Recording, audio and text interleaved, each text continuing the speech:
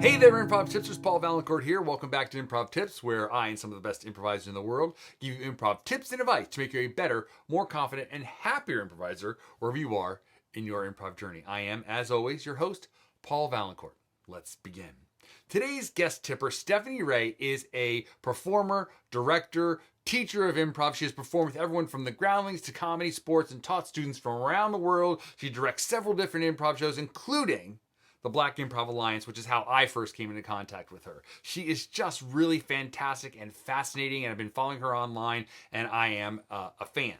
She did this, ding ding down below, I have linked to this panel that she moderated called Decolonizing Improv, which I thought was super fantastic. I've recommended it before, but I'll recommend it again. It is chock full of ideas and information, gave me a ton to think about about improv, about the work and the world in general. It also contains these familiar faces, Ding Ding Lakshmi Priya and Ding Ding Jonathan Nguyen, who are also in there sharing some ideas and information. So I recommend that you check it out. Stephanie's tip today, I think, is one of those things where when she sent it to me, I watched it and I sent her an email back and I said, Stephanie, I've been doing this for quite a few years. And just when I think that I've heard all the different cuts and angles and information about improv, I'm like, I think I kind of got it. Then someone sends me a tip like this where it's like, I never thought about that before. I never thought about it that way. It is about how to think about or how to conceive of your relationship with the audience. And I think it's a really fantastic tip and really interesting. And I think it's really going to change the way that some people do work. I know it's going to change my work because, as I said, I've never thought of it before. And I think it's something I'm going to easily incorporate into my work. And it's really going to give me a different perspective on it moving forward. So, with all of that build up, and I think that your curiosity is probably piqued by now, please sit back, relax, and enjoy Stephanie Rae. Hi, I'm Stephanie Rae, and my improv tip is choose and honor your audience. You cannot and will not please everyone all the time. So before you step on stage, before you begin on a show, decide who you are playing for. Who do you aim to please in your performance? Your audience might be the people sitting in chairs or sitting at home if you're performing virtually, watching your show.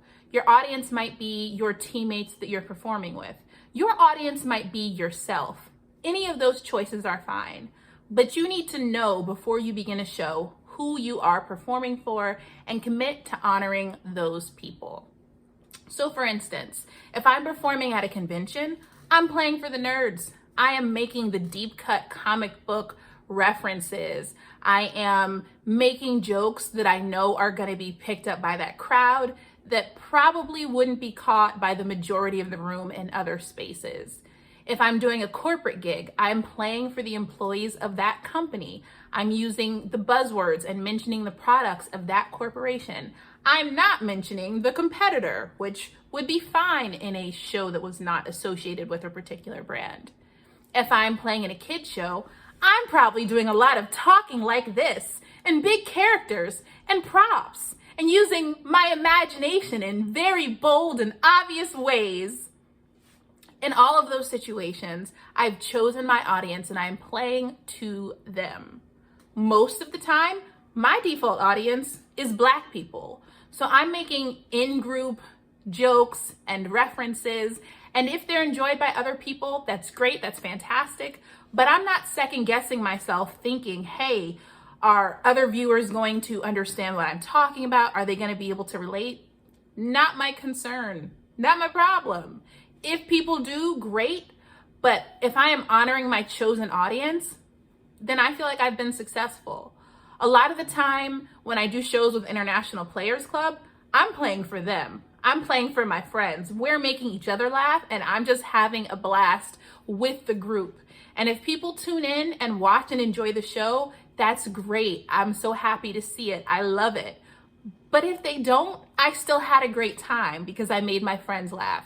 So I know that I was successful in what I intended to do. There are very renowned, respected teams and performers who I have watched and thought, okay, these people are really talented, but this is just not my style. And that's okay. That doesn't mean that they are not great performers. It doesn't mean that what they're doing is any less amazing. It doesn't take away from the fact that there are people who have huge followings that I just might not particularly relate to what they do. I'm not the target audience for everything, and I don't have to be. In the same vein, there are groups and performers who are not well known, don't get a lot of love, but who I'm crazy about because what they do speaks to and appeals to me.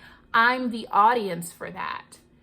So if you go into a show thinking to yourself, I want everybody to love what I'm doing, I need everyone to deeply relate to this performance, you are going to fail most of the time. But when you can go in saying, you know what, today in this room full of people, I'm playing for that Black family at the table in the front. I'm trying to make them laugh. I'm trying to make references that they're gonna get. And if everybody else in the room loves it, cool. But if they don't and I can make these folks laugh, I will have succeeded. You have a pretty good shot at feeling like you had a great show. So whoever they are, choose your audience and honor them. And that is how you can pretty much guarantee that you'll feel good about what you did. Thanks. Hey friends, thanks for checking out the video, and if you want to hear a little bit more, check out one of these 2 quality videos. And if you haven't done so already, please subscribe and follow us on social media. All the links are in the description down below, and let me know what you would like to see an improv tip about.